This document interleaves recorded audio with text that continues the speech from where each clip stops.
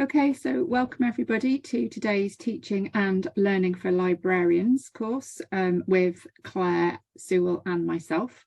We're also really lucky today to have Meg Westbury with us, who's going to start doing the teaching philosophies later on today. Claire is also going to be providing tech support, which, as you can see, we've needed this morning because we're a little bit behind. For some reason, we couldn't see a few things. So I'm very sorry that this is a little bit late, but thank you for bearing with us. It just goes to show that everybody struggles with technology and never when you want it to happen. So we've put everybody on mute automatically today, and that's just to prevent feedback. However, you can unmute yourselves at the relevant options and points when you need to talk, which is great. Feel free that if you want to ask a question, to either use the chat feature or to raise your hand, which you can do via the reactions button. As we've already said, we're perfectly happy if people would prefer to have their cameras off because we're recording this session, but it's also nice to be able to see people. It's also a good idea to have your camera off if you want to use a coloured overlay on top. However, hopefully we've managed to make the screens and the slides a dark blue so you can't hear. And I'm also going to apologise for my dog, who's now decided that he needs to bark. Another reason for turning cameras off is to allow for problems with bandwidth issues, because they will, and to turn on captions if you'd like. And you can turn captions on by the ellipsis button and selecting use closed captions.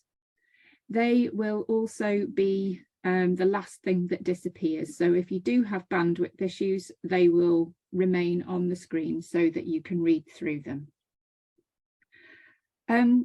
As this is also live, we do produce like a script of what we intend to say. However, sometimes we don't actually say exactly what's on the transcript.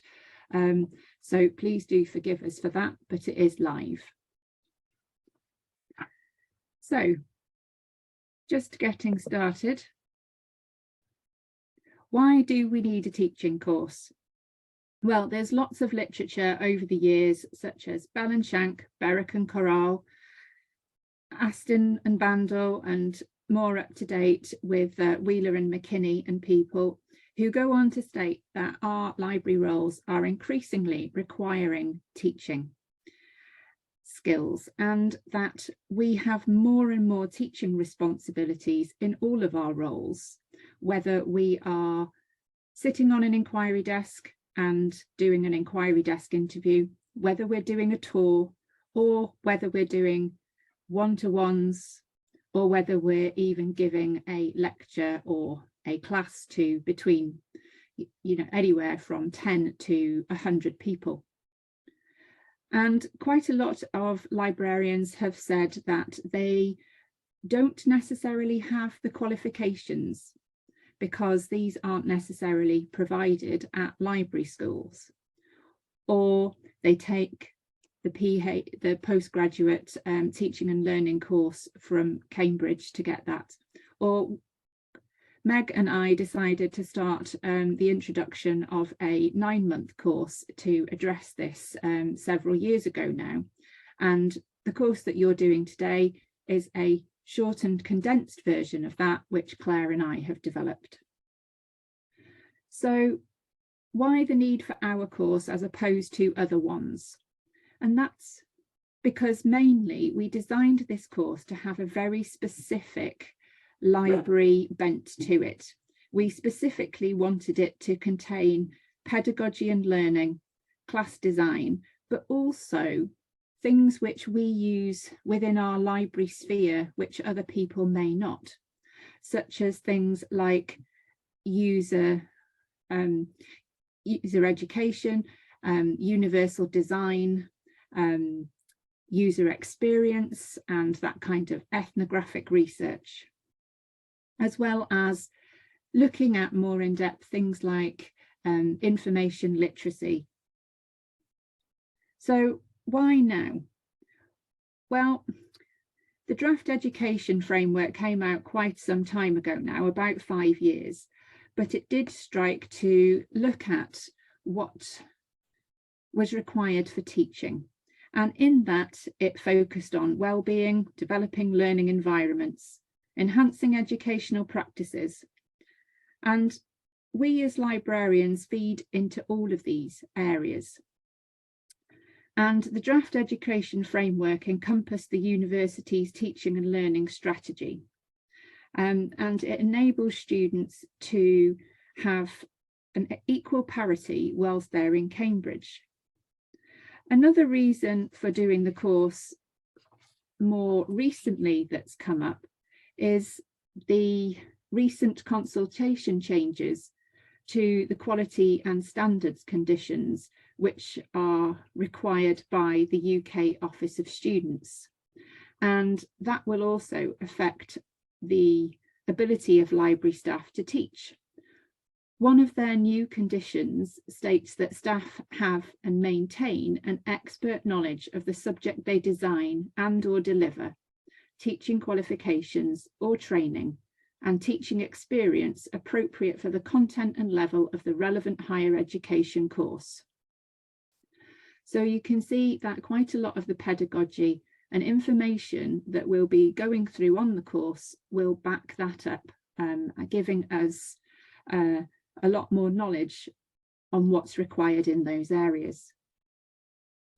Part of the course also is based on the Kiln framework, and we'll also be showing you how to use their templates and guidance and basing some of our teaching towards the competencies that are in that framework. We will also, however, be looking at other templates, so don't worry if you don't like the Kiln one or you won't be using it. The Disability Resource Centre at Cambridge has also produced a new code of practice for access and inclusion for our disabled students. So we also need to incorporate that when we're teaching. And quite a lot of the stuff that we've designed as part of the course, hopefully, is as inclusive, accessible as possible. I also want to say that we're certainly not experts. Claire and I have differing amounts of experience and different teaching styles. However, we do feel it's important so that we have got guest speakers, one of which is Meg, who will be later on today, and Alison Hicks, so that you can get a wide variety of teaching styles and see how everybody does things slightly differently. The course itself is blended, and most of it is now been moved online to provide greater flexibility for everybody so that you can hopefully work it around more of your lives. You could even be doing this right now on the issue desk, for example. Apart from today, there'll be another virtual session in March on backwards design and one on inclusivity and diversity in April. So, and then we have the 2 dates for the nano teachers. But apart from that, the rest of the modules are online.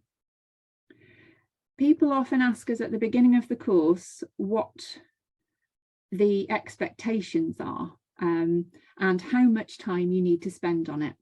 So what we say is that you get out of the course what you put in. So you can either choose to give the course a light brush, or you could look in depth. It's totally up to you, dependent time-wise, and it may also depend on how much experience and knowledge you already have. If there are readings and things like that which we put in, you don't need to read them all. And certainly if you find one which you really can't get on with, then we would also say, please just remember to try another. Exactly like we would tell our students. So I'm just going to show you the aims and objectives of today. So by the end of the course, We hope that people will have developed an inclusive and discipline-specific teaching and educational support for students in the library space that they work in. We hope that people will be able to adapt the Cambridge Information Literacy Framework for their teaching sessions. However, we do have an external person on this course, so we will be giving some alternatives for that. And then we hope that people will be able to confidently liaise and collaborate with members of their faculty on information literacy and student needs. And again, within the Cambridge Libraries context, we hope that you will establish an ongoing community of professional practice. So as part of today, which is the virtual session for January, we're going to be looking at developing a teaching philosophy. And then Claire and I are going to come back to most of the elements of the course and talk you through a bit more of the requirements. So for the time being, I'm going to stop sharing my screen and we're going to go over to Meg.